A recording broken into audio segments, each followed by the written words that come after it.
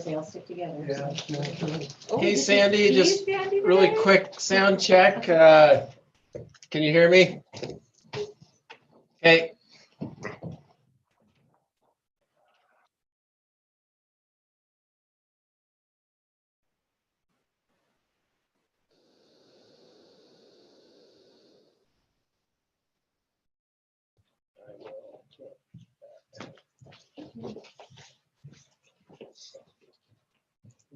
Hello.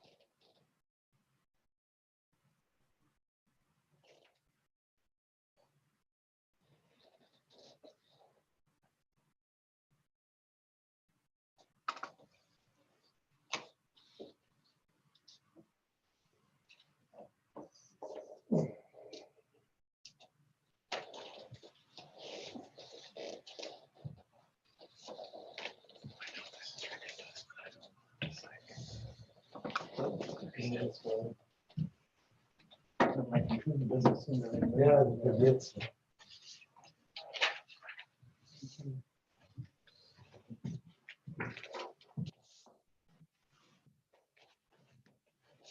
I don't. Just in case.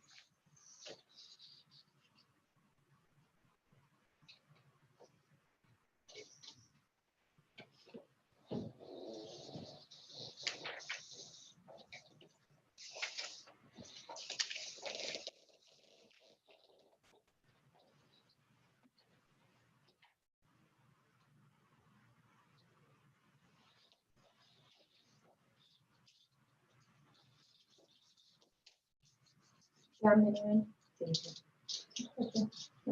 Thank you. Okay. Good. Always think to death, you know. Yeah. Brush my teeth and Well, this is what I know. It's coincidental, but every Sunday I sit in the exact same place, right? Because my wife's the pastor and I run the deal. Well, yesterday I just put my hand underneath and there's a big old wad of gum under there.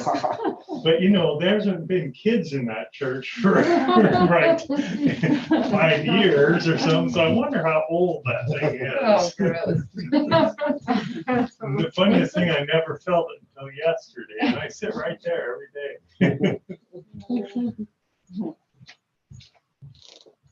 Maybe it wasn't that old.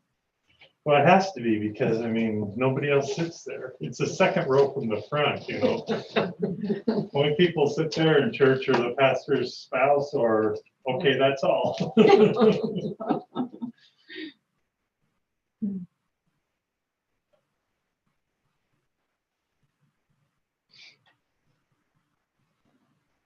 One of the first things I always tell the kids, I don't care if you chew gum, but it needs to stay in your mouth or in the garbage can.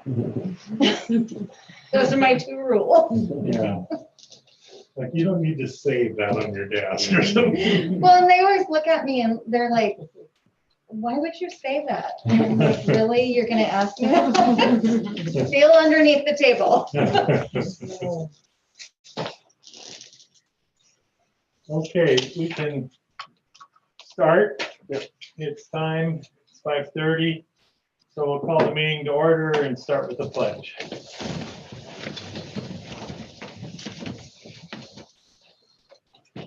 Pledge allegiance to the flag of the United States of America and to the republic for which it stands, one nation under God, indivisible, with liberty and justice for all.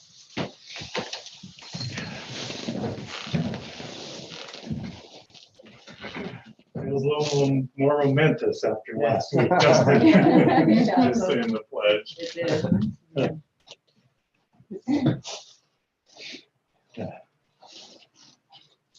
I got a little quip in the email today. It said, after last week, Mexico decided they'll pay for the wall after all, and Canada wants one too. Okay, so do we have any visitors? No No visitors. visitors today. Public comment. Do we have any public comment? No request for public No comment. request for public comment. Okay, so before we get started, I just wanted to, a procedural thing that's not on the agenda, it doesn't need to be. I went to the, and Mr. Teagues as well, maybe some of the rest of you, I don't know, the open meeting law that the district attorney did, or the state attorney, Wasden did. Actually, he didn't do much. He had his workers do most of the presentations, but I just wanted to procedurally, one thing that they said, in particular for online, when we have people who are online and such, that we need to identify ourselves when we speak.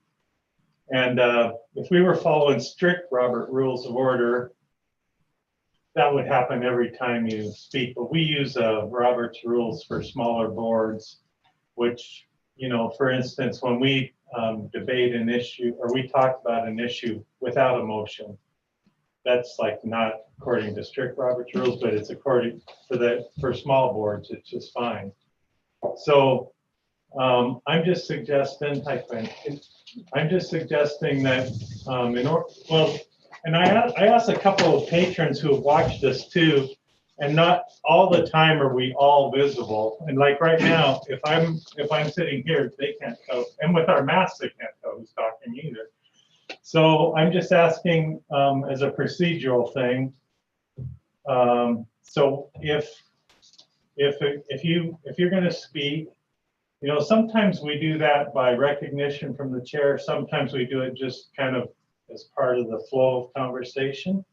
But if a board member is going to speak, identify yourself. If you're part of a continuing, like you're asking questions back and forth with Mr. Teague, say, you don't have to identify yourself every time. But if we're just, you know, if you haven't spoken for a while and you're going to speak, then just say, this is Quinn, and, you know, just go on. I don't think it'll lengthen our meeting at all, and it'll just, if we get in the habit of doing it, I don't think these kind of meetings are necessarily going to go away, even when, you know, we don't have to wear masks and everything anymore. We probably will still broadcast our meetings, so it'll be a good habit to get into. Does that sound good to everyone? Mm-hmm. Okay. Okay, Sandy, with you? Okay. You're muted, I know. Okay. So, consent agenda. We have, and if anybody wants those Robert's rules for small boards, we pretty much follow them. I have them here. We actually follow them really closely. The only thing we don't do is small boards aren't really required to do a second, but we do that just as a matter of course. And I think that's about the only difference. For consent agenda, Marcy's got the minutes over there, Marcy. Or? Anyway, you've got a packet. They're in your packet. Oh, mine, they're under here. I've got the minutes right here. And then in your packet, you have the district financial reports, January bills, associated body financial reports. Any questions on any of those documents? I just had one question, Marcy, but I think it's just a typo. Page, I think it's like page 15 of the packet. It's I printed that off. It's the general fund balance comparison. Is that first column supposed to be 2020? Yes. Oh, Okay. Yes. Yeah, I just wanted to double check it because sometimes you have like projected and actual, but okay, so the first column should be 2020. Is it right here? Yeah. Anything else? Anybody have a question or comment? See none, we could entertain a motion for the consent agenda.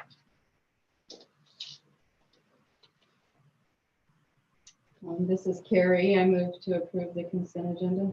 Thank you. Do we have a second? I'll second, Polly, second it. Thank you. I appreciate that. Any discussion on the motion? Seeing none, we'll vote. Is there anybody opposed to the motion? Any abstaining? Then the motion's unanimous. They talked some in that meeting about how to handle votes online as well.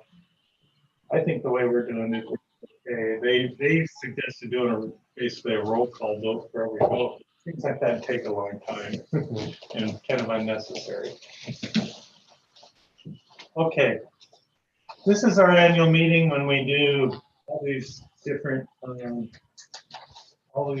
items. So we'll start out with, we're going to elect board chair and vice chair. I'm currently board chair. This is Ken speaking. And Carrie is vice chair. And we just normally open it up for motions for people who would, anybody like to make a motion for the current, or for not the current, but whoever wants to put a motion in. So doesn't have to be the current ones, that's for sure. Carrie, and I nominate you chair again. Thank You're you. willing to do it? I'm on. Do you have a second? I'll second that. Thank you, Quinn. I think we need to vote on that then. Is there anybody opposed? Anybody abstain? Then that's unanimous. Take nomination for vice chair. I'll nominate Carrie. Thank you. Do we have a second? I'll second it. Polly seconded that. Any, we don't need to discuss that, so all in, no, anybody opposed? Any abstain? Then that's unanimous. Thank you very much, Carrie. And I appreciate that. Thank you very much, board, for that as well. I think that's been an interesting last year, and I'm welcoming the new year. I mean, we can't get much worse, right? There's a lot of things that have happened that are positive last year, and we hope to carry those forward into this year as well. Okay, the easiest one of the night is to appoint the treasurer clerk. So one note with this, just for the board, you Thank know, Marcy's been the treasurer and the clerk. We also have to appoint a alternate clerk, which was listed in the notes. My recommendation obviously is Marcy as treasurer and clerk, and then Mary Ullorn as our alternate clerk. We have to appoint an alternate clerk. We've never done it before, I don't think. We did last year. Last year, If I get hit by a thought. Right, Yeah, that is officially appointed by the board. you just drive something bigger in a bus. It'll be okay. But Marcy as the treasurer and clerk, Okay, and then an alternate as Mary. okay, so we need. Specifically for the clerk, I guess, not necessarily for the treasurer, just for the board clerk. Okay. Okay, we need a motion then for That. Marcy for clerk. Sandy will nominate Marcy for the treasurer clerk. Thank you. We have a second? Quinn will second it. Thank you. All in, wait, no, oh my, I'm just really in trouble. All opposed? All abstaining. Thank you, that's unanimous. And darn, we should have put Mary in on that same motion, but we didn't, so we need a motion for assistant, alternate clerk. Quinn moves for Mary Ullhorn to be the clerk. Carrie second. Thank you. Any discussion? Hearing none. Anybody opposed? Any abstain? That's unanimous. We're required by code to do this, so that's, we gotta go through it. Next is check signers, and the normal check signers is, well, got it here. Associate student body is secretary, K-12 principal, and business manager. And for the district, it's board chair, superintendent, and business manager. I think all the checks require 2 signatures. So, And those are best left, those are nameless, so that, if someone needed to fill into the duty of any one of those positions, that we would have to require a board motion to do that. okay, entertain motions. Carrie, and can the motion just be that I approve the check signers that you wrote on? So, just so I repeat that, the associate student body is secretary, K-12 principal, business manager. For district, board chair, superintendent, business manager. Do I have a second? Sandy will second. Thank you. Any discussion? Seeing none, vote.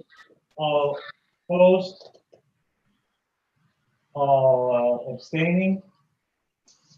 Then that passes unanimously. Next up is meeting times and dates. We've been going second Monday at 5:30 for a couple of years. Only bad thing about 5:30 is we can't hardly ever have a meeting that goes to midnight. It's almost impossible. We used to start at 7:30. Challenge accepted. We would occasionally have a meeting at midnight. But that happens. Anyway, so is that working for everyone? Is there anything else you'd like to consider other than that meeting date? Or I know the date works really well for bills and everything. It does, yeah. So is the time work okay? We've got a couple new board members and everything okay with that? Time works as good as about as any time. Okay. It actually works good that way that, like, I'm working on around town here. Stay home till later makes it harder to get early. Yeah. Okay. All right, then if that works okay, we'll take a motion for meeting dates, which should be second Monday and 5:30 p.m. So when you're on that second Monday, you avoid all those holidays that are end of month holiday stuff. So Quinn will move to set meetings for the second Monday at 5:30. Thank you. We have a second. Polly will second it. Second by Polly. Any discussion? Hearing none, we'll vote. Anybody opposed to the motion? Anybody abstain from the motion? And the motion passes. Posting places. Can you get the custodian of records? Oh, forever. Was that different? That's a lot. Was that different than what we had That's than the treasury clerk? It is. It's a slightly different position. A bigger district, it might actually be someone completely separate, but it is also the same time they changed the law that we have to appoint a clerk and an alternate clerk. You also have to have a custodian of records. My recommendation is this: we keep it the same as what we've had. Mercy with Mary as the alternate. Basically, that position, the superintendent, who would be a decision maker, can't be the person where you'd send a request to. So Marcy would receive any requests. Once she received those requests, she would forward them on to me for whether it was either to just respond to the request for public records or to consult with an attorney if needed about the request. And just so that it's very clearly defined where people with public records would start the process. Thank you. Entertain a motion for that then.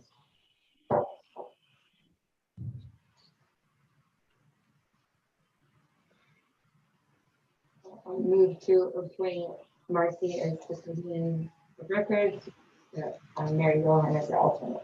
Thank you, Paul. Second, Carrie will second. Carrie seconded that motion. Anybody, any discussion? Hearing none, we'll vote. Anybody oppose the motion? Anybody abstain from the motion? Okay, thank you for keeping me on track here. Get to the checkpoint system with all these things to do. Now we're posting of notices. We're only required to post where at the school. Two locations, the physical district office, where we have the board meetings, which we do out on that front window, and then also on the website, which we do as well. And then in the last several years, we've kind of cut, we used to have a lot of posting locations. We still have those, but they're set as just, I lost the word. Courtesy postings is the right word. So we still try to post at those other locations. I believe it's the post office and the store. But one thing where you could get, if you had to make a change and that timer doesn't start technically until you've gotten to every single location where it says you have to post. And so, you know, if you're trying to get an amended agenda out with a 24-hour, you know, change or something like that, it would just, that way you're not going to have some hiccup trying to get it out to all of the expansive locations. So the ISBA recommends set the 2 as the required posting locations for clarity, and the others as courtesy locations. We try to get any information out to those courtesy locations. Okay, so we need a motion for posting locations. Quinn moves to set the posting locations as a district office and website with courtesy posting locations of the only store and post office here in town. Thank you. Do we have a second? I'll second. Andy will second. Okay, thank you. Any discussion? Hearing none, we'll vote. Anybody opposed? Does anyone abstain? Okay, that passes. Okay, the next item is the code of ethics for board members. And I don't know, did everybody get to review those? I highlighted just a couple of things. You know, we just did the open meeting law, and that thing is available. If you would like to look at it, it's recorded. It was really well done and really timely, since people are doing these meetings online, and we found a couple of things that we could improve on as well. Number 3 in our code of ethics: make all decisions based on available facts and my independent judgment, and I refuse to surrender that judgment to individuals or special interest groups. We try to, as a board, to listen to individuals and groups that have information for us to, you know, build on our available facts and judgment, but it's a school board is really you're elected to not necessarily reflect every opinion of every person in your district, in your area. I remember when I first got elected, I wanted to go around door to door and ask them about a big issue we had coming up, ask every single patron, because I wanted to know what every single person thought. And why that information would be informative, it wouldn't be prescriptive, because we're called on to use available facts. Essentially, people elect us so that they don't have to learn every single fact about the school. They want us to do that in cooperation with them. That's at least my interpretation of that particular item. Another one is number 5 is recognize that all decisions are made by a majority vote, and the outcome should be supported by all board members. I think that even though if a person was outvoted on a particular issue, that you don't necessarily have to agree that you were wrong, someone else was right. What you have to say is, I won't criticize personally the other people who voted differently than I will. I'll support the board and not and not try and undercut the board by doing that. You know, I don't think that you have to, what this means is that you support the board and the board members, even though you might disagree with the decision that was made. Anyway, just some of my thoughts. Does anyone have any other thoughts on any items on your review of the board of ethics or the schedule of ethics? Code of ethics, there you go. So you're just expanding on your. Well, we're supposed to review them, so I was just sharing What your thoughts are. yeah. Did Okay. you have any thoughts that you'd like to share about these when you looked at them or anything? Or any questions as far as that goes too? This doesn't actually require board action, but board members do need to sign the code of ethics every year. Yeah. So,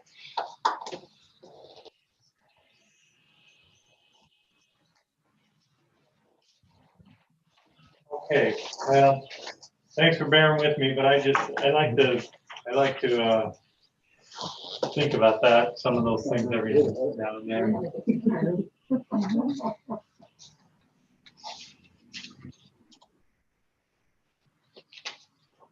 So you've got your copy.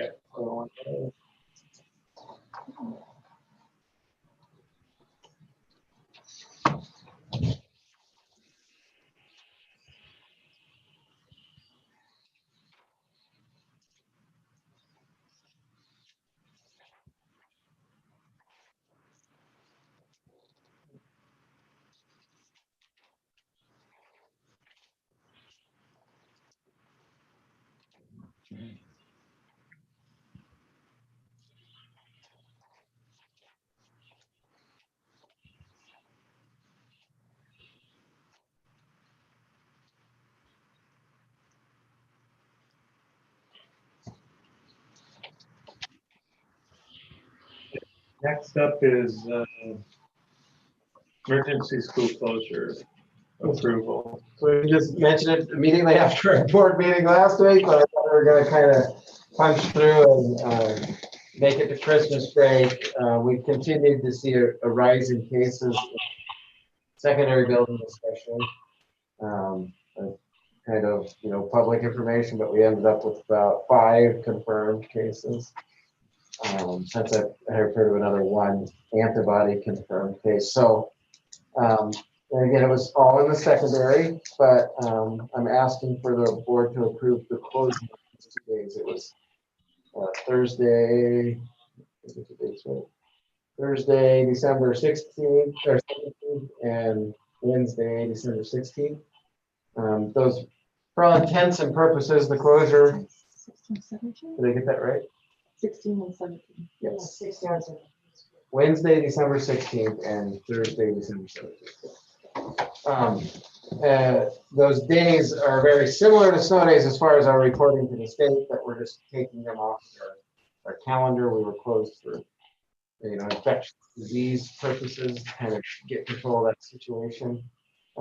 Since that time, things have been quieter, although it's certainly still there in the background. But our cases have dropped dramatically in Lewis County, in our zip codes that are affected as well, and we continue to move on. So I guess I'm asking for board approval of those 2 closure dates.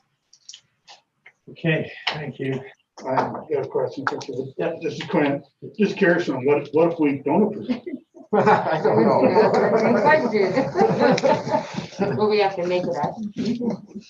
I don't know. We'd have to make it up in some sort of format. If you did not approve it, you'd have to make up those days.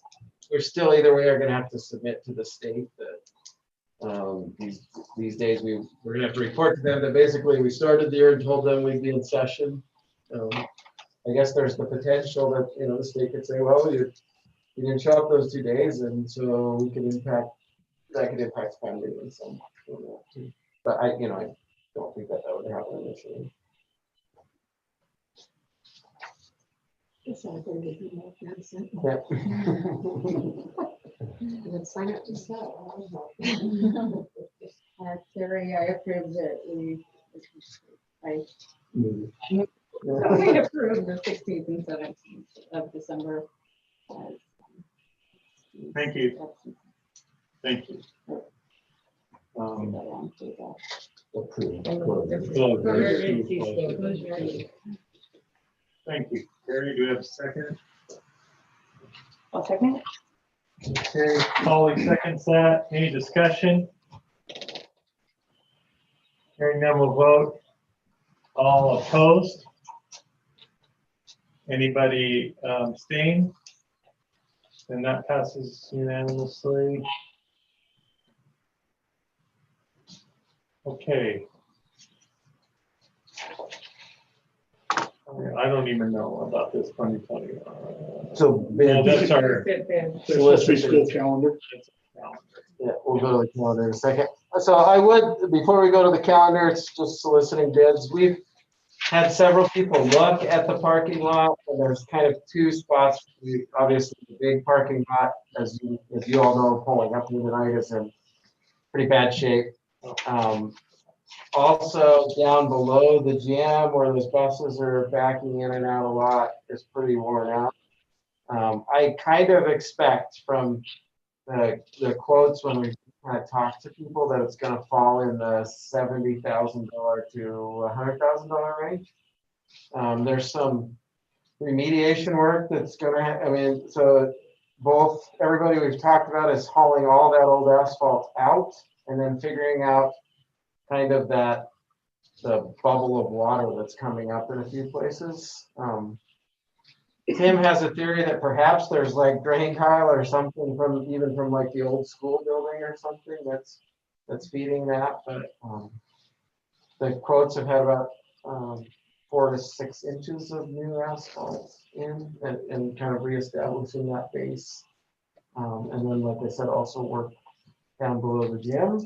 Our policy says that if it's a project over $50,000, that it's not the most complicated bidding process, but it does require us getting at least 3 bids that are sealed, and then we would accept the lowest bid. The last bit of information that I need is reaching out to some districts about what they've done to make sure that I write the bid correctly for the right thickness and the work that needs to be done. But I'd like to be able to move forward with that project with the board's approval, I guess. Okay, questions or? So when you write the bid, I have a question about that. The discovery of the problem, will that be part of the bid? Because it seems like that may require a different person, a different company or something to actually determine that. Yeah, I think that these companies that we've talked to will be able to do that work. I mean, they've mentioned it, they've seen it, so I think it is a reasonable part for these companies to be able to do. Right, it's my question on that. So we're getting a bid for asphalt, but the, doing bidding on project itself. The fixing of that problem is probably going to be up in the air until we find out what the problem is. Where it's coming from, yeah. So are you saying maybe 2 separate? Like, I mean, well, and then, so then again, like, if it's under 50,000, then we could move forward with something without a formal board bidding process to kind of do a little digging and find out. So if they run into a problem, as long as it's fixable, it's under 50. Yeah. Okay. Correct. That wouldn't have to be rebid. That we could just kind of move forward with. Now, I'm a little constrained by kind of the budget that we've set for, building maintenance, facilities maintenance and repair. But other than that, as long as if it was under 50,000. This is Ken. My concern isn't so much. My concern is it's actually going to get done right, the pre-work, because that one bubble down there below the second row has been there for 20 years. And different people have theorized or guessed or talked about that nobody's ever, and the city's even worked on it. We patched it. Yeah, I don't know if the city does or not, but I don't know. It just seems to me pretty critical that And it, you know, If you're gonna invest that much money, that yeah, and when you, and say, let's just say you bid it out to somebody and, you know, there's a low bid, but they're not really very motivated to get that thing, whatever from, they want that nice black shiny asphalt coming in there as low cost as possible. So I'm not feeling all that trustworthy. They're really gonna put a lot of effort into finding out what's wrong there on that bubble thing. you know, we could certainly do that part first before kind of releasing any bid. We can have someone come in, and if it was gonna be under the $50,000 mark, you know, I could do a little bit of research about who might be able to mitigate that and kind of get that fixed separately, and then once that issues, we feel like it's been addressed appropriately. It is hard to tell like what fix is gonna work. Yeah. Because no matter what, you're gonna end up with a nice looking black asphalt surface, and then 10 years from now, 5 years from now, 1 year from now, it might not, it might be already coming apart, but finding someone that we trust to do a good job with it and really fix it. I guess I just like to, I've never been a part of the bidding process, so what, like they're tiered differently depending on how much money you're gonna spend, and then how do you, I mean, you say you pick the lowest bid, but So, how do you know if they've met all the And I'm also, you know, like I reached out to superintendents, and a lot of superintendents in this area don't necessarily, I mean, Lewiston and Moscow primarily deal with bids. Nobody else really has a whole lot of experience with that. Because most of the time what districts do is they will break apart a project. Similar to kind of what we did with the stair, pieces that are smaller than that total amount. But in the simplified process, in my research of this bidding process, in the simplified process, it is you have to accept the lowest bid or reject all bids and reopen it again. So those are really the two options that you have. So where the tricky part comes in is coming up with the language to make sure that everything that you want to make sure is done is in the bid. Basically. I mean, they're blind, maybe you look at all the bids and you're like, well, this guy is the lowest, so, you know, like, you don't think they can really do it for that much, and so then, is that when you reject all of them? If you're not gonna take the lowest one? That's what you would reject you and then don't think they reopen can it do it again. or not, Yeah, right? if you felt like whatever the lowest bid, now you could also, there is that, like, if they put their proposal together and you said, well, you can't do this, or you're not qualified to do this, some part of it, then you could reject it for those purposes. But if they could meet the requirements of what you put in the bid, and then they're the lowest bid, then you are bound to accept it, basically. Well, this is Ken, and I just wonder how we would spec a bid carefully enough without knowing what the problem is that they'd have to fix first to put it in the bid. There's, this is Quinn, I mean, as a contractor bidding on those, I'll bid on it, but I'm gonna bid extremely high to cover it. I mean, it's not gonna be cost effective. I mean, the best way to do it is to spec a bid that's addressing the issue, and then have a second bid of blacktop. And so then, you know, perhaps as I'm sitting here listening and thinking, I mean, you could also, you know, contract with an engineering firm that does ground stuff, and have them come in and just do some exploration and work. Quinn, maybe in construction, you know a little bit more about what that potential cost is. That can get fairly spendy. Yeah. Depending, this issue, I'm not expecting that they'd come in with a drill rig and want to drill down 80 feet to find it. So you're looking at somebody coming in with a backhoe digging a hole going, well, this is what it looks like. Or maybe putting a drain line down into That the would be sea my or guess, a something. little more base rock laid I mean, down, now some an power engineering lines firm is probably just gonna have a recommendation of what they would do, that we would then be able to take that language.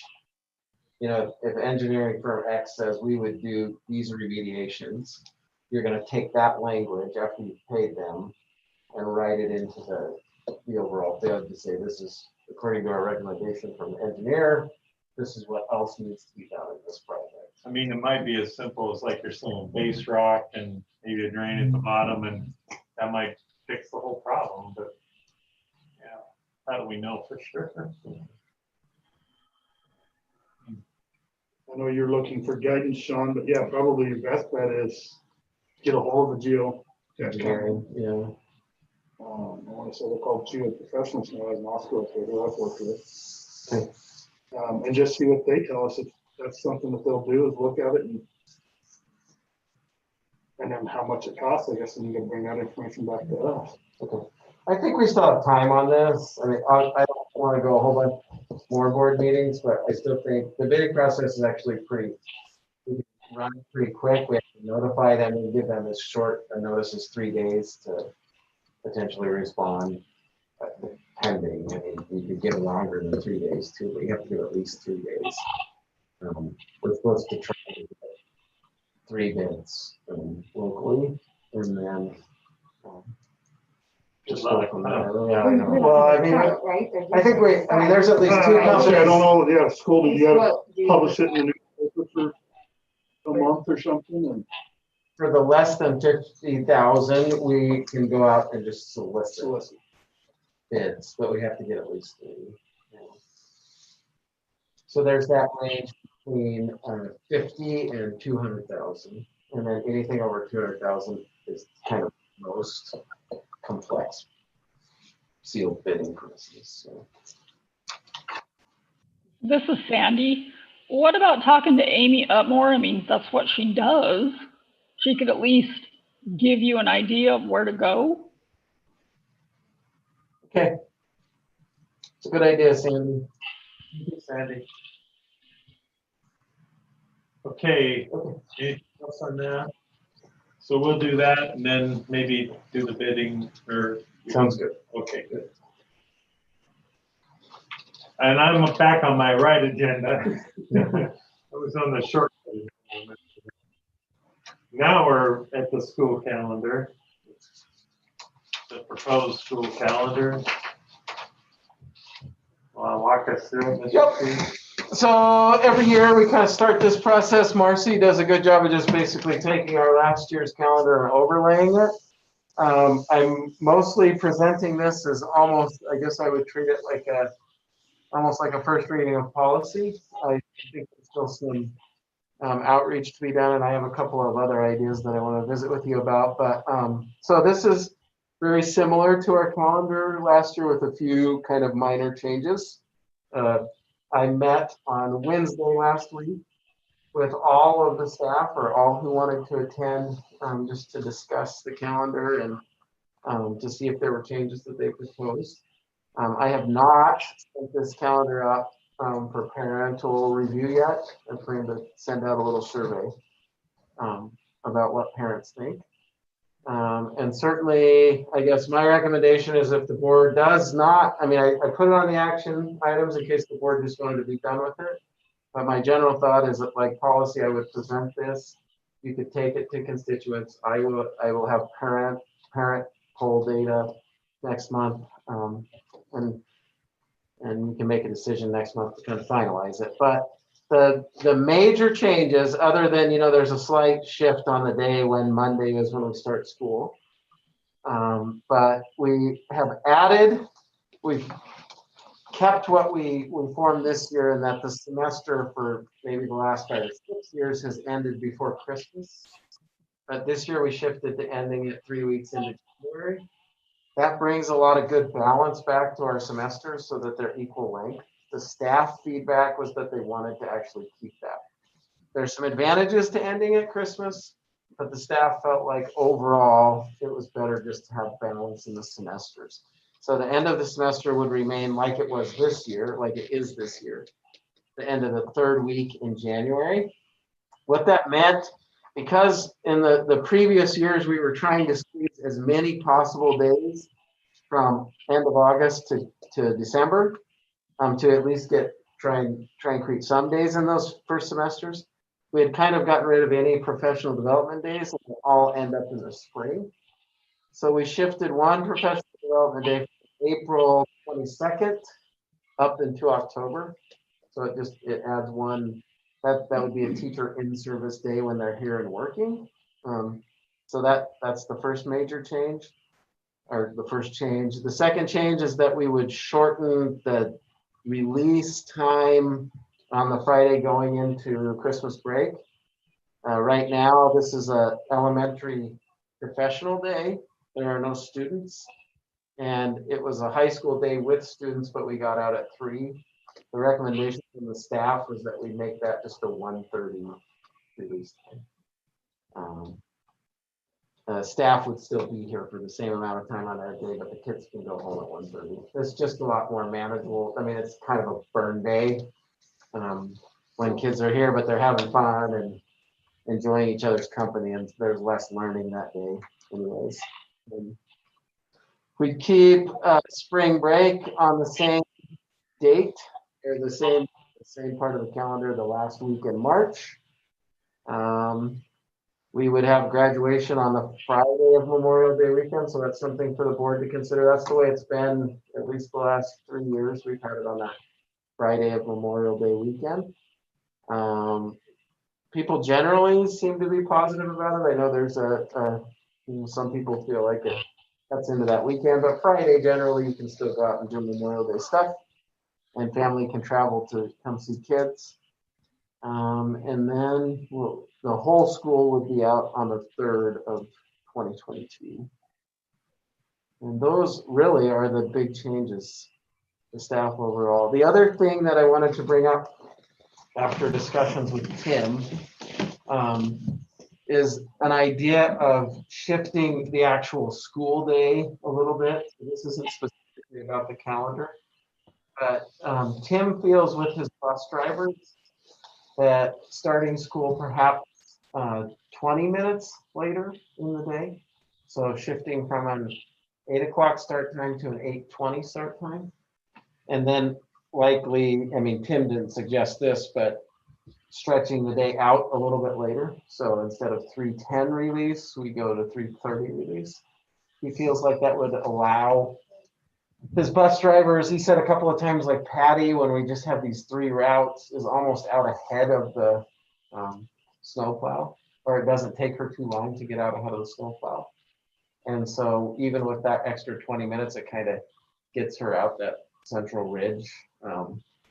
And then also, you know, just in general, with just these 3 routes that we're running, I mean, we do have kids getting on the bus before 7 o'clock in the morning. It's super early for those people that are at the end of these routes. So it would give them a little bit more time to, you know, before they had to be on the bus in the morning. But afternoon routes are generally shorter, quicker runs than the morning routes, which everybody rides the bus in the morning. So that's just another consideration for the board, is that to shift the actual start time. I think when I was in high school, I don't know if you remember, Quinn, the start time, but I think it was more like that 8:20. 8:20, like first bell's 8:15, second bell's 8:20. And if my memory serves me right, I wasn't here, but I think when the high school wanted to implement what we do for silent sustained reading, that 20-minute period, I think there was I think it was mostly kind of a handshake agreement that it didn't extend the teachers' contract days, but the agreement was that the teachers would be willing to just kind of have kids in front of them for a longer part of the day. So that, I think that's what happened to that 20 minutes, is that the teacher said, well, okay, we really want this silent sustained reading, which it has been a huge benefit, I think, for our English and reading scores for our school. But so they said, that's all right, we'll just start school at 8. Well, then that kind of created some of that earlier day. So this would go, now we were out though, we weren't out. We were out at 3 though, too. Yeah, we were out at 3. So there is the potential. I mean, I'd have to have Marcy sit down and look at the exact minutes, but we could try to keep something where it's still a 3:10 release and just actually shorten the day a little bit. I'd have to look at the real, you know, the full impact of that. We are certainly over significantly the state minimum hours requirements by at least a full week for the seniors, and then much more for the elementary as far as the state requirements for minimum hours. I think that's a good thing, and I want to be a little bit protective of that. So that's something for the board to consider also is, would a slightly later start time be beneficial? And it's something that I would include in that poll that goes up. Kelly. It is good to have, this is Ken, it is good to have that, a few, that little bumper about, that little Yeah. padding on the hours. And also I think it's historically our district's really tried to have, above Yeah. the Yeah. minimum number of hours. So it's something to keep in mind. Sean, on your calendar, don't forget, that fair is a week Oh, am I off on the fair? this year. It's a new, We moved it off Messers County, so it'll actually be the Uh-huh. 30th and the 1st. Okay. Yeah, I didn't have a date for me. Yeah, I just assumed it too. But okay, so we would make that adjustment. Actually, we'd probably just keep it and see how the community feels. No. So on that last day, the day before. Yep. The 17th, so is it hours? Is that why you have the secondary school kids in here? So that was a couple of years ago, we made that change, and I think it's a little bit reflective of some of that, like elementary were way over on those student contact hours, and the elementary teachers were feeling like, I think they have an additional kind of need for that planning and collecting that maybe the second teachers don't. And so it was a good fit to still kind of keep those hours. And the secondary kids, honestly, I mean, we're closer to the overall hours, so we need them. Whereas the elementary could benefit from it. And it's been useful. I mean, this year it got blown apart. We had a plan for it and lots of activities for the elementary staff. It didn't work out because we were closed. But I think it's a useful day for them. The feedback from the first, I think we did it. This would have been the second year. That was a very beneficial time. They did some science curriculum training that day 2 years ago, and so I think I was asking not about the teacher, the professional development. It was just about the kids that day. Like when their big brothers have to be in school, and their little brothers don't. mostly probably a reflection of the secondary hours. I think we're about. This is just rough estimate. I think our seniors right now have about 7 days of kind of flex where you could cut. So that's probably our tightest little window. The elementary, Mars, I think it's like 3 weeks of before you get to the state minimum. So 15 to 20 days of extra days. But and then I guess I just think the comment. Sorry, this is Polly. But on the extending the school day. I think you just get like it just makes practices that much longer. They're doing homework longer.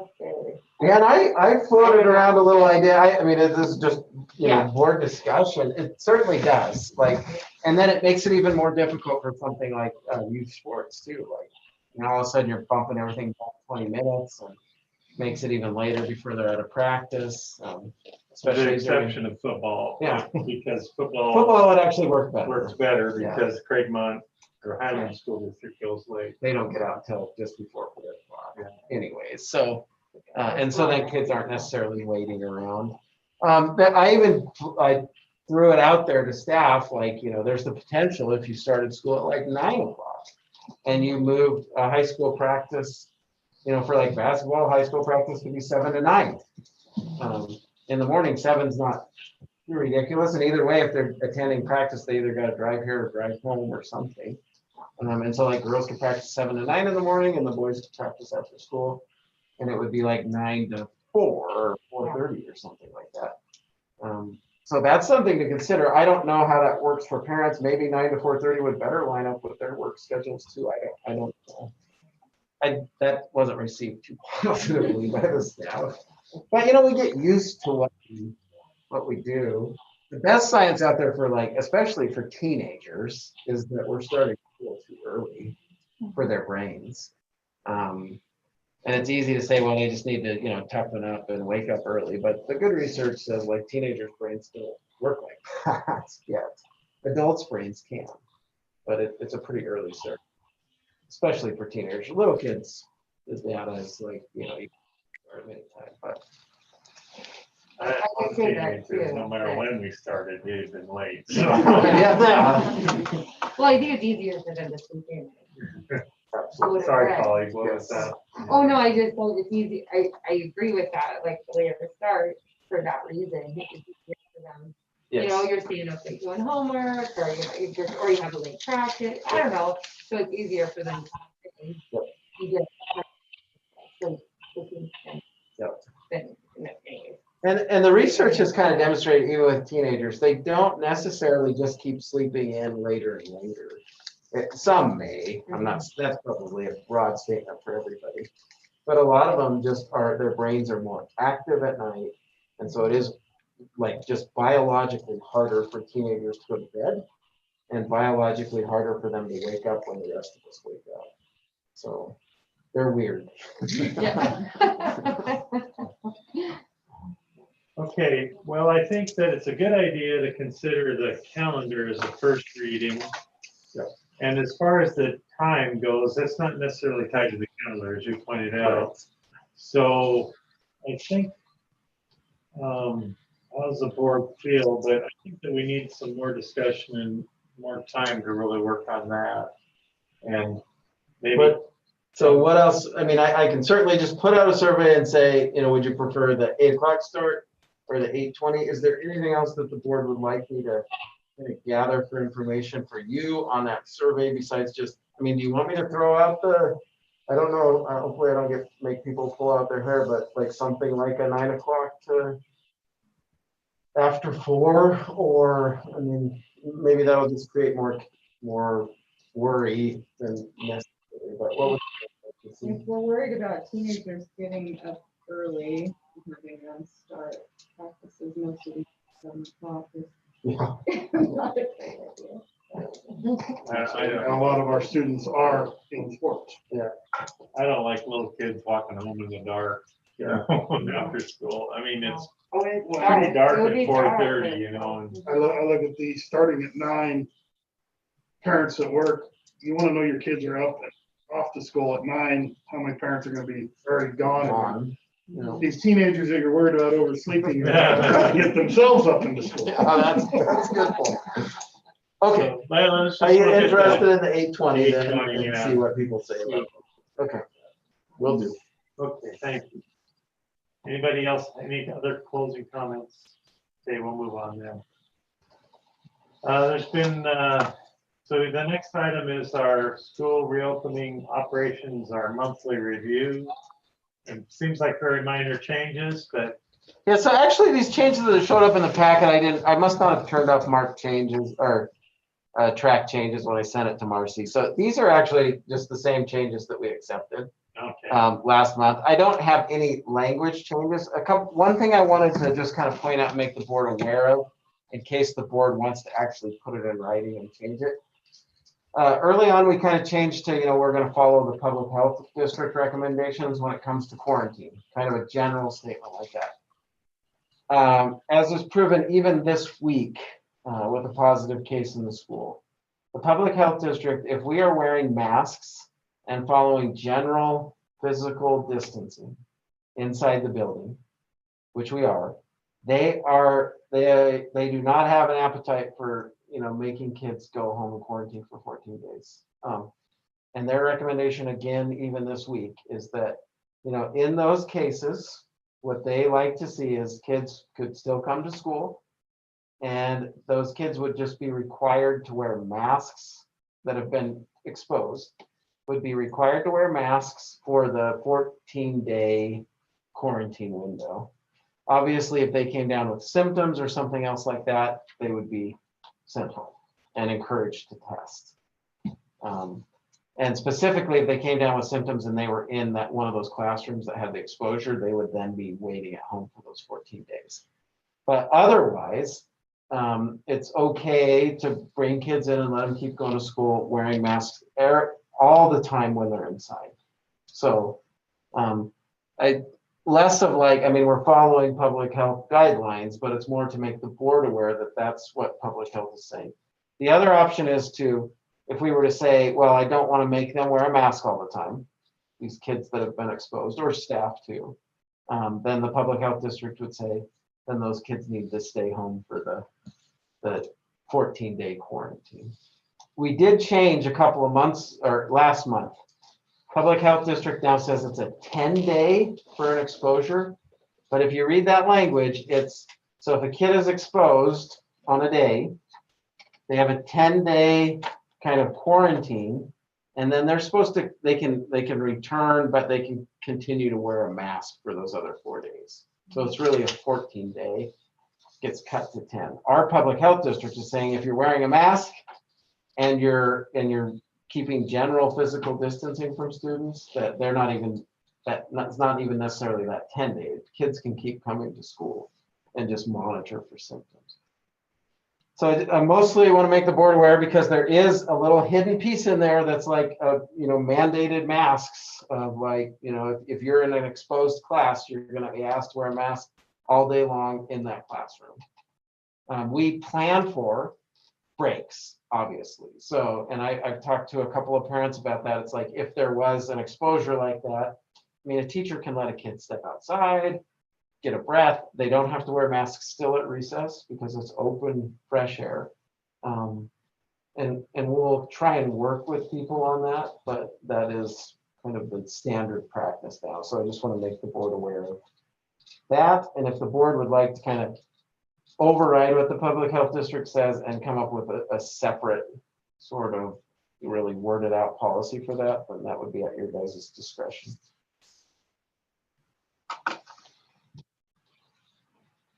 Okay, thank you. That's the summary, that's Yeah, all. of the that's- things. yeah. Okay. And it's really no change to the language unless the board would like to put in some language around So that. basically, you're talking about mask and shortening the quarantine by wearing a mask. It's Yeah.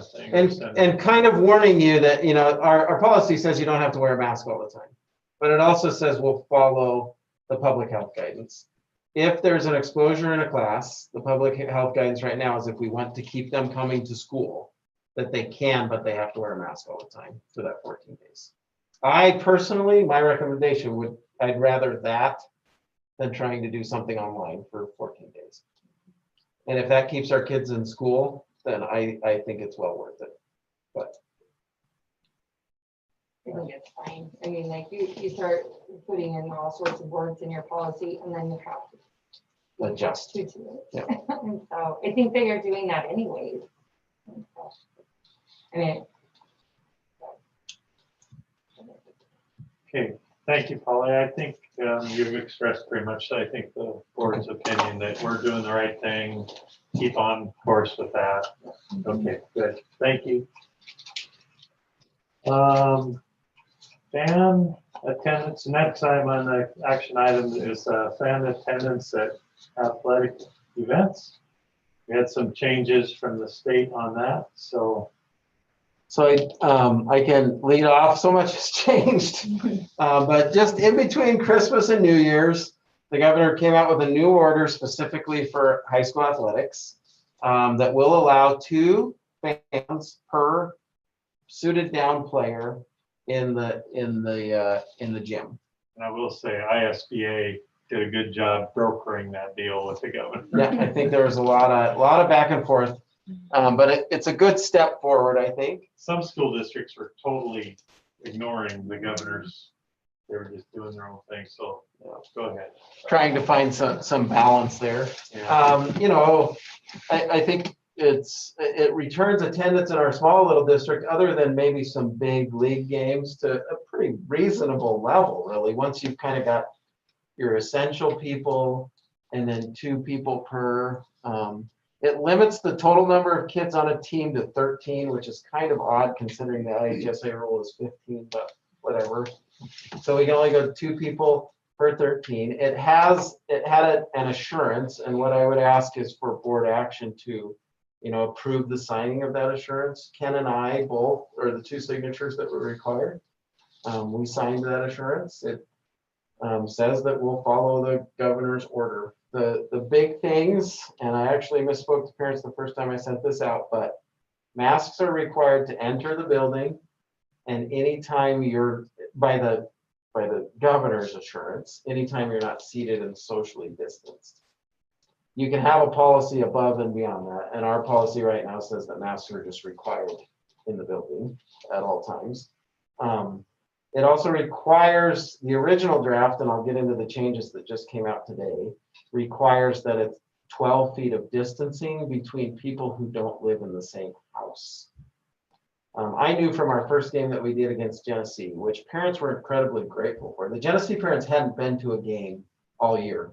This first, even at home games, they weren't allowing it. And so the game they played against us in Nez Perce was the first game that they were able to attend. That visiting side is really tough to get 12 feet of distance because so much is eaten up by the scores table, etc. Today, the governor came out with a few, they called them minor changes, and then they sent it out and they didn't even explain what the minor changes are. So I emailed Karen for kind of a quick rundown. There is actually, we can submit an addendum to our assurances page that allows for less than 12 feet, down to 6 feet of distancing for small gyms where 12 feet just really isn't even possible. And so I think that would be a good addendum for us to, is particularly, I was looking for visitors. I was like, well, we're gonna have to put some up on the stage or something to watch, to kind of give them some more room. And I thought that might be the most difficult part of implementing it. But those are the big things. 12 feet of distancing, mask required when you come in. And I think that's mostly it. And that's incorporated in our winter sports plan. Now I built this in.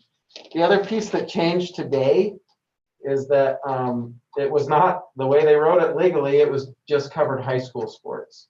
So we were all scrambling to figure out, like, we can let 2 fans in for high school sports, but not for volleyball. Well, the governor today, they added in the language that it applies to junior high sports too. So that would be covered. And you can see the general rules, I guess. One other piece of clarification that the public health district has come out directly from a conversation with Carol is if a kid has a confirmed case of COVID-19 or has confirmed a blood test that demonstrates antibodies for COVID-19, they are not required for a period of 3 months to quarantine in these circumstances. So even if their basketball team had a confirmed positive, those kids could keep coming to practice, they could keep coming to school, they could keep going right along.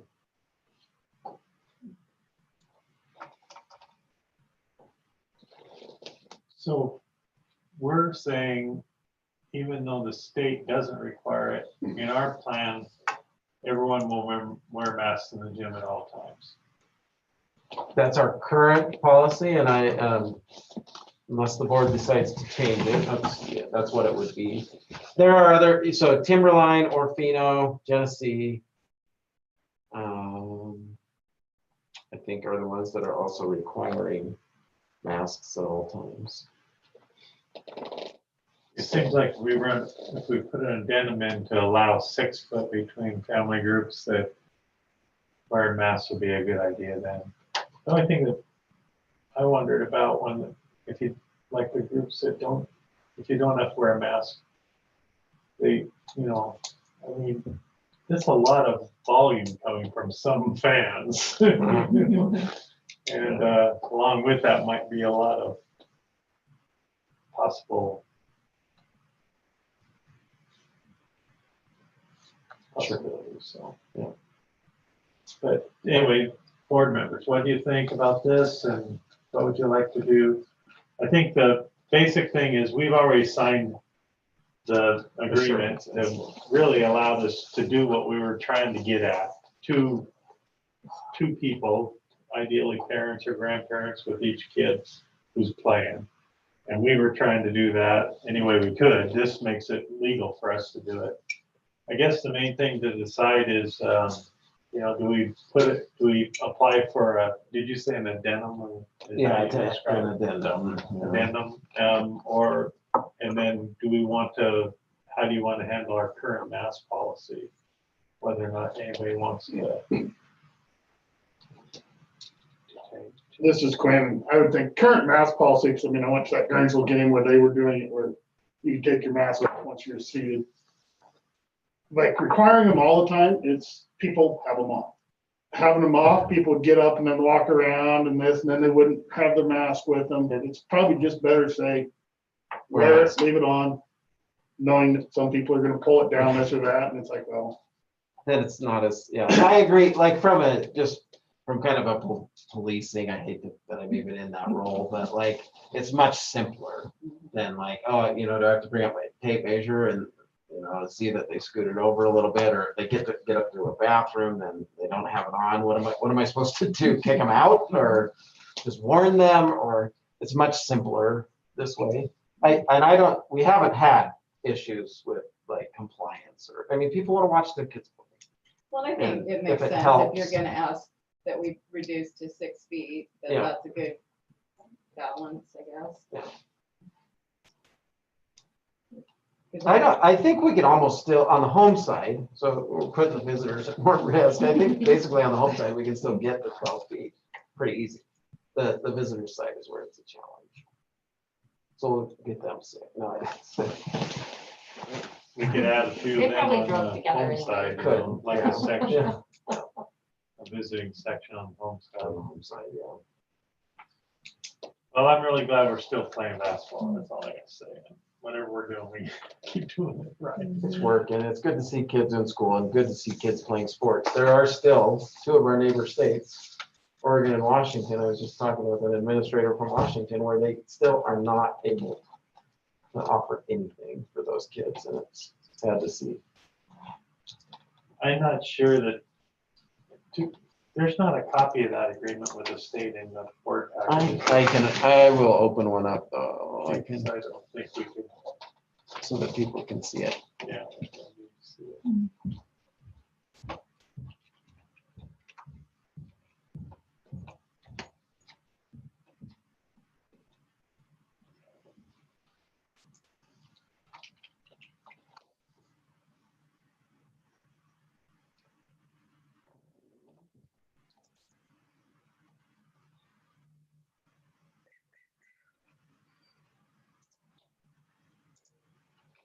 So this is his actual revised one, as I noted here, second sentence, I think, is this applies to middle school athletics.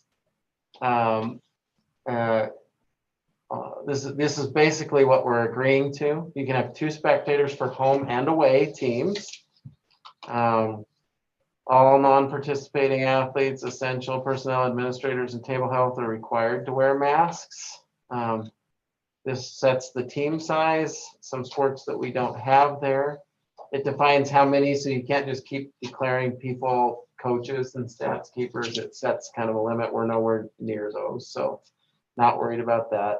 This is where it says masks and facial coverings are required for all spectators when not seated and physically distanced. So that's that piece. We kind of go above and beyond that with our policy. This is the allowance that they put in here. So it's 12 feet from non-household members, and where 12 feet cannot be achieved, 6 feet is allowable, provided written notice. That would be the addendum that's included along with the signed assurance page. And then just the direction of flow. We have 2 separate doors that we use for attendees from home and away. And then we basically sign the assurance that says we agree to those rules. They also put in, there's language in there about who can actually report someone else for not following it. And so they narrowed that down so that only administrators or coaches can make a complaint. So you can't be a mom or dad who is upset that your team lost by 1 point in overtime and then go to the governor's office and say, Highland wasn't following the rules. I saw 2 people without their masks off waiting in line for the bathroom. They need to forfeit that game. So it would have to be an administrator or a coach that files a formal That's probably a good idea. Yeah, I think it protects that. But if a team is not in compliance with the assurance, then they theoretically could forfeit a game. And there are pretty ramped up penalties for non-compliance. It doesn't take too long and you're not allowed to participate in IHSA games.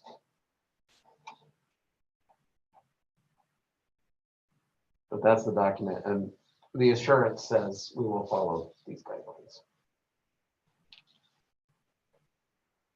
And I am still aware of schools that are not intentionally. I know there are schools out there that have not signed this, whether on a just a a stance, that's what they believe in, that they shouldn't have to sign it or not. I don't know what will happen to them. I don't recommend it.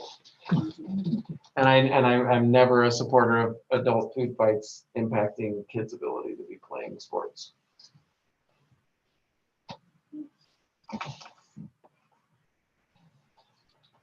So as far as a motion, I guess I think a motion to approve us signing the assurances, and then also that we would submit an addendum to allow us to have distancing of as low as 6 feet. Thank you. Yeah, it did feel a little bit going out on a limb signing that. I think it's good for our district though.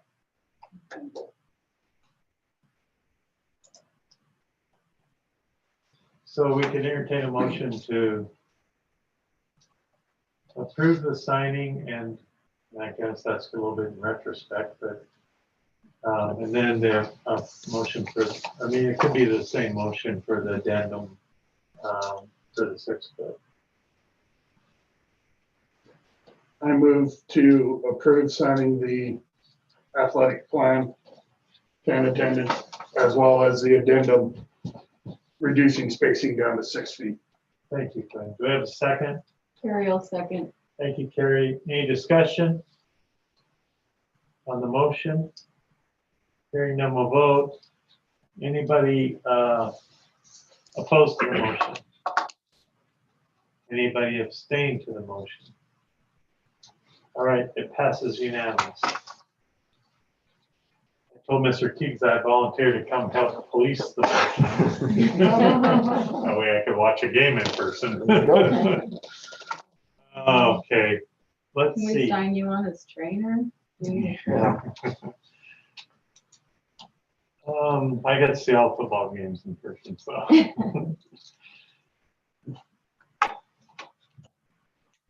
The next item is sick leave bank, first reading for policy 5400.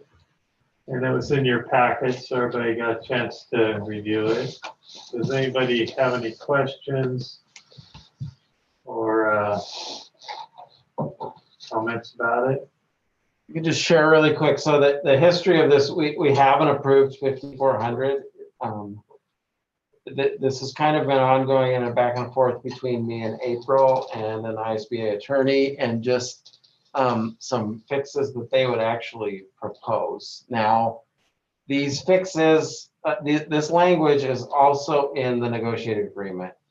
And so ultimately, any Which change, language is? all of this, The red well, the language? not red line Okay, language, good. the black line language is in the negotiated agreement. So really, any change to policy here would not actually be in effect, because the current year's negotiation, it would actually override the policy. So, but these, I wanted to at least present it to you because this is their kind of final recommendation of what their lawyer says. Now, there's a few things that I don't necessarily still agree with. One that they propose is creating a separate certified and classified sick leave bank. That, to me, that just creates a whole lot of extra work for Marcy when we're a very small district. But they have had districts where a classified employee might come in and just kind of, be a 1-year employee and kind of drop a bomb on the sick leave bank and just kind of draw it all out and leave it completely tapped. And so that's why they want that. Also, technically, pay for a sick day for a certified employee is different than pay for a classified employee as well. And so that's where their recommendation comes from. They also recommend, for just kind of overall protection, that you have to be an employee for a full school year. That's in here. And then they recommend that there's a district person, either the superintendent in our case or Marcy, that would serve on that sick leave bank so that someone with kind of a little bit of experience or expertise would be on it. Right now, it's just teachers that make that decision. And then, so that's the 12-month. And then a language about elective surgery, sick leave, and whether or not that can be used for the bank. Yeah, I didn't understand that, shall or shall not. You know, that didn't make any sense. Yeah, she left that as an option, I guess, but but it would be in wording, whether or not the committee would agree that either elective surgery would be or wouldn't be. Okay. And then I don't understand, sorry, are you opening this up? No, it's good. No, open it up. I'm done. I mean, those were the main things. I don't even, I mean, obviously, it's just a little tricky for like board approval, because it doesn't matter if the board approves it right now because it's in the negotiated agreement. So that was the kind of the first thing with it. But I just wanted to get it out there since April and I were kind of done going back and forth with it. Yeah. So if we get it worked out now, then it can be negotiated. Sure. So, Yeah, then it can be negotiated. Polly, And then I didn't also, like, and maybe I just don't understand, I just didn't love that I must have missed an additional X amount of days. Like, they're either out or they're out. I mean, they're not. So that's kind of a little bit of like a bumper. So let's say you have someone that's really sick. Not only do they have to tap out their whole sick leave, then they maybe have to go 2 days without any pay before the bank would kick in to, again, just kind of protect that bank from abuse. Yeah. So that they'd have to have a little skin in the game. I mean, yes, it still protects you for something very serious, cancer, and you're off for months at a time, but it's not going to just be continually tapped by that same person who's always just out of days. Yeah. Which I would say they probably won't. I've written this policy before, so Oh, yeah. like, well, in the 12 months, like that would just follow like an FMLA leave. 12 months as an employee. For 12 Yeah. months, yeah. But the committee like reads that, right? And then they, I mean, like. Right, and theoretically, the committee right now could reject a request for sick leave. I mean, like, and I'm assuming there's eligible reasons. And there has to be, not just because you used all your time, because you were sick. And I mean, like a serious medical condition or accident or something like that. No. Anyway, so that's just it. Those are the things I thought. I had a couple of questions. So having the two certificated and classified committees, would they be separate banks then, contributed by? Their recommendation is that they would be separate banks. I think that is total nuts for a school. For a small school. I mean, that's just not even fair. Yeah. You know, because classified employees are penalized because there's so fewer classified employees. Right. They would have a bank of a very limited number of employees, which Yeah, would but mean they that also they have all. a very limited number of contributors. Yeah. So it could easily be, tagged. For no one, I mean, just because of necessity. I didn't like that at all. I agree. The other question I had was, so under sick leave number 2, line number 2, it says the committee shall include human resource or business office employee. And then you go down wherever it is, there's a actual description of the committee shall consist of 2 elementary teachers and 2 secondary teachers. Yeah, so that's our current language, Yeah. which is just copy and pasted from our negotiated agreement when I had sent it to ISBA. Okay, For all I'm review. saying is. Yeah, you're right. They didn't fix that. It needs to be fixed, and it needs to be made clear that if this human resource or business office committee is a voting member of the committee, or they just there Or to an provide advising member. information, because it's suggested that they're because of their knowledge of laws and policies. So it needs, whether or not they're a voting member, that human resource or business person would likely be a classified employee. in a lot of districts, and then it's not even clear if that person serves on both committees or, I don't know. This thing needs a lot of work, if you ask me. I think so too. And certainly these things could just be negotiated and then we can adjust the policy at the right time to Well, we that could do that. negotiations, but Yeah. That'd be fine if you want to recommend us to do that. I mean, that'd be fine with the board, I think. I don't think we're ready for No. second reading next month anyway. okay. Not that you haven't done a good job Well, on it. no. I'm not saying I didn't that. do any of it, so. I've For the been back and forth. lawyers. I also don't like the split in the classified certified. Yeah. At the end of the day, I was like, well, I need to move on this and have the board see it because I've been back and forth too many times Okay. to just kind of, and I'm starting to make, maybe I'm not speaking for the board on it, but anyways. Okay, so what would you recommend us to proceed then? Well, I think because it's part of the negotiated agreement, that if there are pieces in here when we go to negotiate with the team, if there are pieces in here that we just think maybe won't even be seen by the association as necessarily attack, but would just make it better, then one thing to consider is like an employee would, those two pieces. One, an employee would have to be here for a year to qualify. And then secondly, that, maybe if thought appropriate, that you would use a certain number of unpaid days before the sick leave bank can kick in. Mostly though, that's not to protect the district. If anything, that's to protect the employees and their bank. The bank, yeah. So I would think they would be open to some things like that. I don't think it's necessarily a bad idea to have Marcy or myself on that committee in an advisory role. Because you've got 4 lay teachers who are trying to make these decisions, but Well, and if you might be split too, like you might need to be that. the vote. Vibration vote. Well, if it's a joint committee for classified and certificated employees, then there also needs to be a A certificate. classified Yeah, member yeah, you're of the right. committee. So, Have a classified member. yeah, So those type of things, I think this is, rather than the board, making this policy change, it would be better to have those negotiated just from the common ground of, look, we think this is gonna make it better. We're not sacrificing anything or asking you to sacrifice anything. Let's just sit down and try and clean this policy up a little bit. Add a classified member to that committee. Add an advisory position to that committee.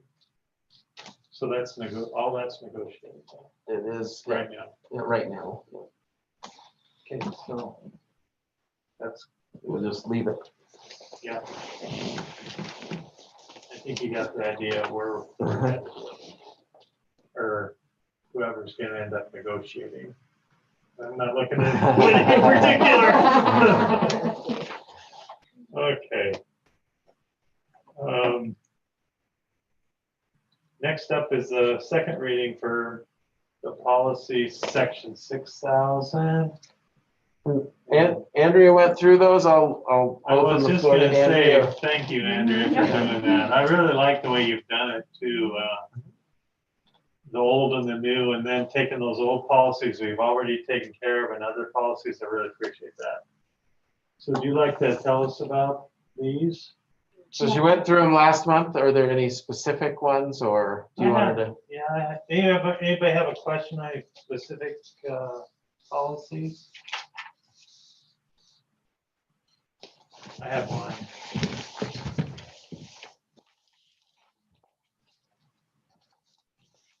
Oh, where's my note? It's on policy.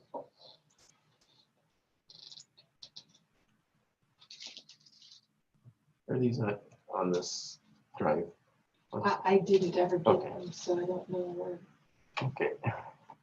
They were on the Are they drive. on the- I think we did put them. Yeah, they were there they were there today when I was in there. In the packet? No, in the drive. We already remember it. In the drive. Okay, I can go to the drive. Okay, so it's policy 6310. New policy 6310, which basically says if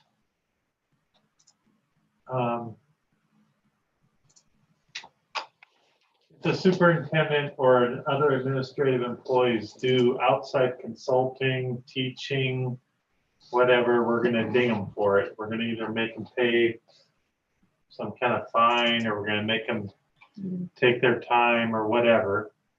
And then, so that's, I mean, that's kind of clear what they're saying.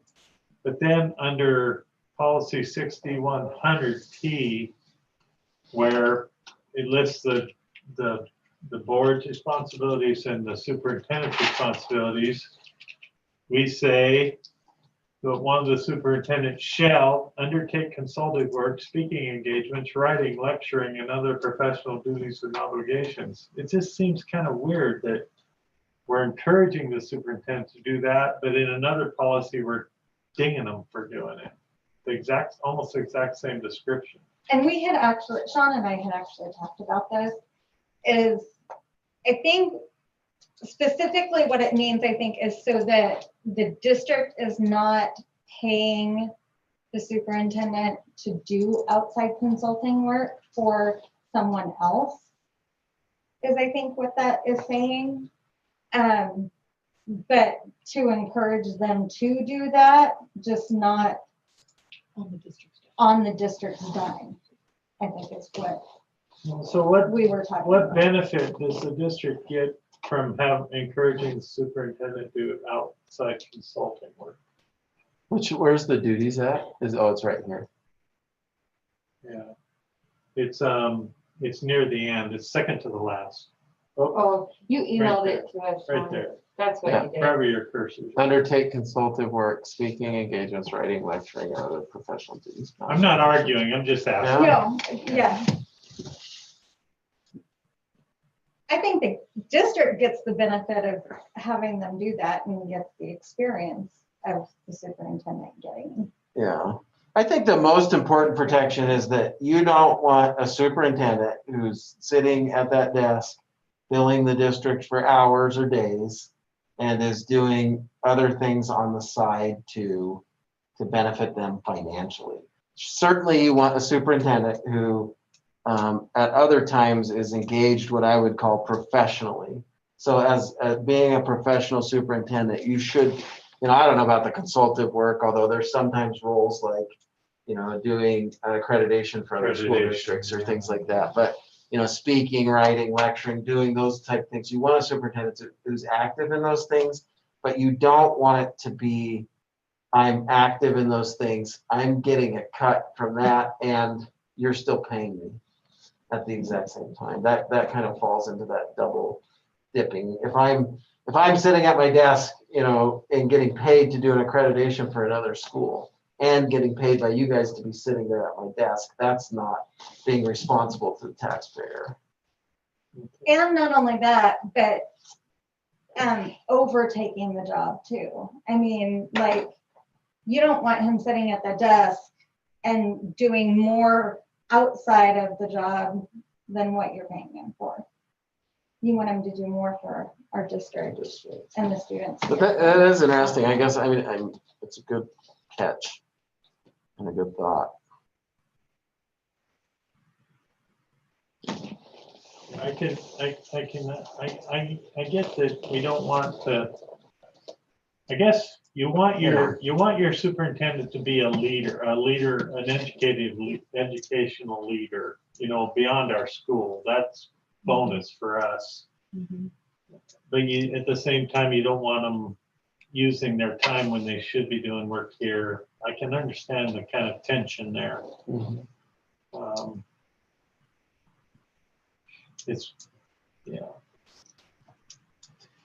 So if you want to work on weekends, it's fine. And certainly I can work on weekends and get paid by someone else to work on. That's what I mean. weekends. That Give is us totally legitimate Yeah. and even encouraged Right. in that plan. So Yeah. actually it says shall, so I guess You you have to. should be doing more. Okay, thank you, Andrew. Anybody else have any questions or comments on the policy second reading? Okay, entertain a motion to approve policies, the 6,000 policies. Carrie moves to approve the 6,000 policies. Thank you, Carrie. Do I have a second? Polly, I'll second it. Polly seconds that. Any discussion on the motion? Hearing none, we'll vote. Yeah, all opposed, anybody opposed to the motion? Anybody abstain from the motion? Thank you, that passes unanimously. Thank you, Andrea and Sean, for your work on those two things. Are we almost done with our policy book now? or- Yes, one more section, it's short. Yeah, and you know, it's in this list of things here. Yeah, the superintendent shall recommend policy or policy changes to the board, so you just were following the rules. You weren't actually trying to torture us. No. I just felt like it at times. Promise. I mean, I feel like we should have a party or I something. know. You can't have a party too. You know what happens when we get done? We start going through each section to make sure we Yeah. annually review them. Comfortable with that. Back when we started that, though, that really felt like the biggest thing that was going to be on the shoulders. I feel that too. Yeah, I'm gonna get all kinds of big things from all. yeah, that's right. You have time to consult now. Yeah. Okay, yeah, for that book. We're ready for K-12 principal report. Okay, my date's wrong. I'm sorry, I didn't catch that. January 11th, not December 14th. Our winter concerts have been changed. We have a junior high concert on January 14th at 12:30. The senior high is the 15th at 2 o'clock. They'll be live streamed, and I think the Facebook page for access easy, or at least on, Yep. on the They're web. through YouTube, the link will be on the Right. Facebook page. on our Facebook page, so. I think the elementary went really well, and a lot of parents really enjoyed watching it, and grandparents as well. So I'm looking forward to seeing how that goes. I hope you're able to watch it because the light show is going to be worth it. It's on the stage, and Joey has it all set up. That's cool. And kids are pretty excited. The attendance finals, we had initially planned January 20th and 22nd, regular periods, but odd periods on the first day, even on the second, like a regular scheduled day. We'll be discussing this tomorrow at the staff meeting, secondary staff meeting, because there's some questions, so that may change. PLC day for staff is January 22nd. We got that pretty much set today. We'll be finishing up our class with Dr. Malia McCauley. She's an LCSC professor that lives here in Rangeville, and she will be finishing up our it's called Plugging In and Powering Up for online remote learning. We've used a lot of the content for sure this year. And then we will also be beginning a professional book study with Dr. Christina Brinkerhoff on trauma-informed practices. We'll be joining on our computer, and that book study will be going on through the rest of the year. These are for most teachers. This is their IPLP goals as well. We just decided to be there if it fits their content to work together on these and have a lot more collaboration. The high school ASB coffee corner is continuing on Fridays. It's pretty popular. We do have a tip jar, and our tip jar is helping fund our community service this year, which we are helping our local senior center. I've talked to a few seniors, and they say they're really struggling this year. So instead of shipping our money out, we're going to keep it in the community. And we'll be doing some coin drives within the classrooms. Virtual knowledge bowls are continuing this month. Junior high is at 5 on the 19th, and high school, they will be going at 6:30. And they're doing quite well. It'll be new for the junior high because I think the junior high wasn't able to make their first one. Sports, as you know, girls basketball and boys basketball is in full swing. And we have, as Sean has already explained, the new hand situation. It seems to change a lot, so I couldn't really know what to write there. And it sounds like our junior high is going to be the same. Yep. And the volleyball for girls started today. The practice started today. And Mrs. McLeod, the fifth teacher, is facilitating that. And Mrs. McMillan is covering 5th grade at that time. So clubs and CTE is a little different this year with all the remote things. I did see junior high math camps here tonight. Monday night is, Kevin says it's just different 7th and 8th graders all the time. FFA did well in their Christmas flower and ornament sale. The students said it was really well attended. The HOSA seventh graders won the collection for food, and they will have a pizza party soon. And the BPA, if you're interested in Krispy Kreme donuts, let Mr. Hartberg know, and he will direct you to a BPA member. And they will be taking tests for competition. And as you've probably seen on our Facebook page, Tristan Floric has won the state with a perfect score. He's very proud. He talks about it every day. It's pretty awesome for him. And so we're trying to help him get to Orlando this summer. Elementary, we're going to be working on positive role models this month as we plan and go forward on our activities. And I think with the winter that we're having, we might be able to start our Miles for Smiles a lot earlier than we thought, unless it decides to change there. And I do want to have a shout out for a thank you to Sandy Berry at the store for the Nez Perce Elementary Classroom Christmas tree tags. Marietta said it was very well supported by our community. The PTSA has done this in the past, but she has encouraged teachers to put Christmas tree tag things that they needed for their classroom because there was no basketball season, open gym kinds of things for the tags to be on a tree. So they picked classroom tags or returned needed items in the elementary Christmas box at the store. Some of the items received, we included gift cards that teachers were very appreciative because they purchased a lot of things for their classroom, and art supplies, individual storage baskets, those kinds of things. So that was very, very much appreciated, Sandy. And then the senior high school, Natalie is working on a virtual Gear Up conference that is coming up in February for 8th and 9th graders. So they'll be visiting throughout their day. They'll be attending a virtual conference where it works.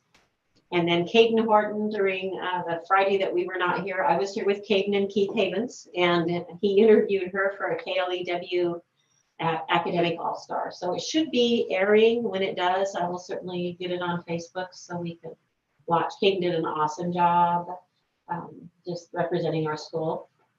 And so she will be on TV. And then January 29th, we are planning I have all the Christmas pizzas in my freezer. So we'll be doing we made it through semester, the Friday after semester tests. And in the afternoon, we have a committee of students from ASB who will be doing a special mascot reveal and activities. And Keith wants to come back and have KLEW be part of that as well. So that's all I have, unless you have any questions. Thank you. Any questions or comments? Okay, thank you.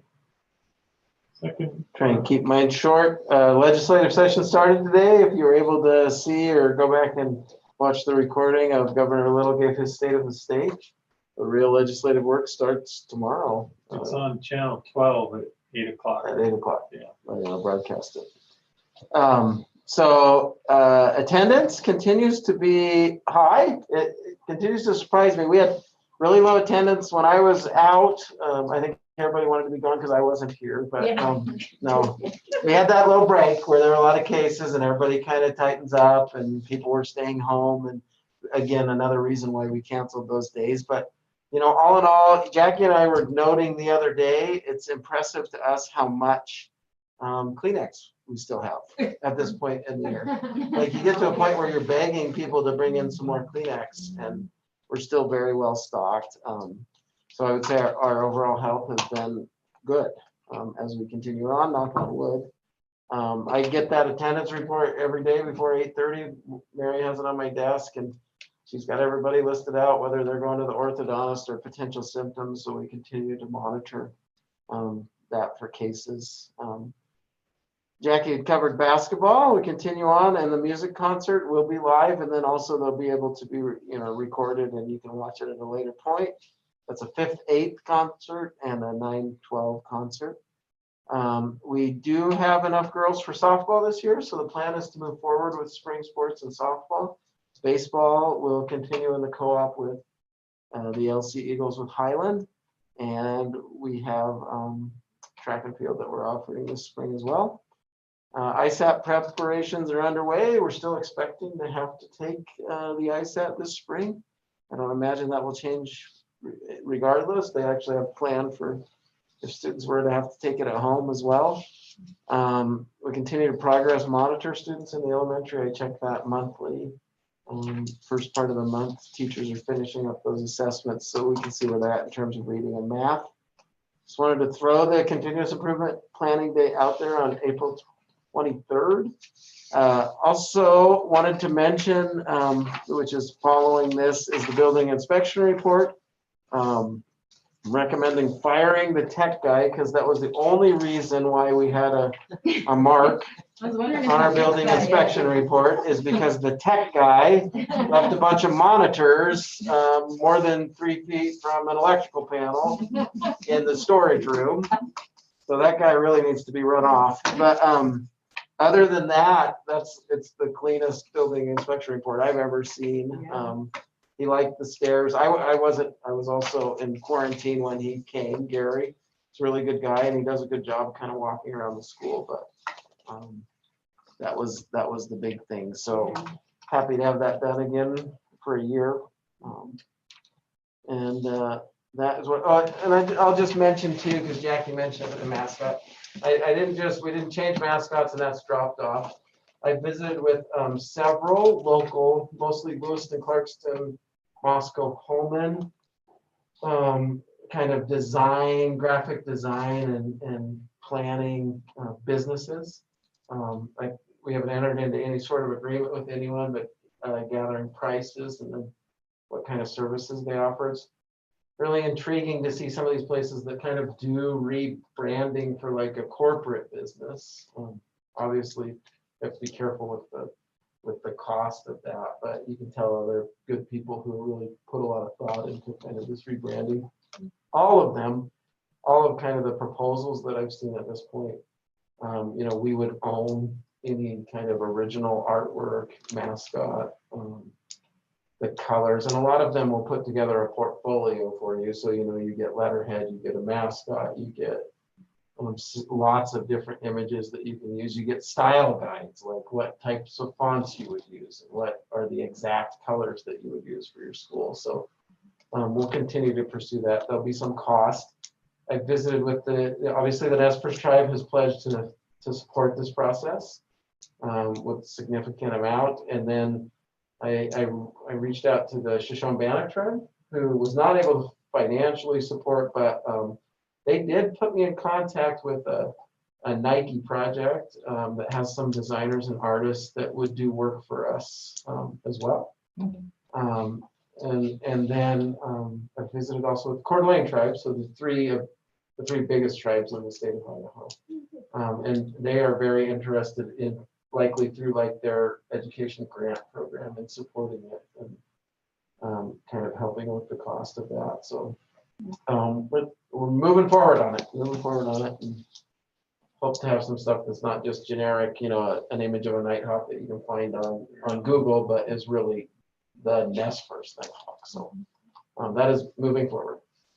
And I have to report, and this is god awful truth, or God blessed truth, but I've been driving around a lot in the ever since we changed the mascot. I've been seeing these birds I've never seen before. I think so too. I'm not kidding. And they're at dusk too. Yep. They're on posts at dusk.